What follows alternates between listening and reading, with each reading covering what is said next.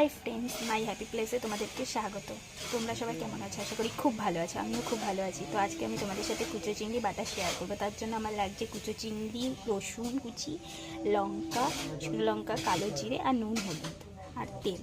তো দেখতে থাকো আমি কিভাবে করি। কালো জিরে আর শুকনো লঙ্কাটাকে ভেজে নেব। ওই কড়াইতে একটু তেল দিয়ে তাতে রসুন কুচি দিয়ে আমি ভালো করে লাল করে ভেজে নেব। কুচিটা লাল হয়ে গেছে, এবার আমি ওর মধ্যে কুচো চিংড়িটাকে দিয়ে দেবো।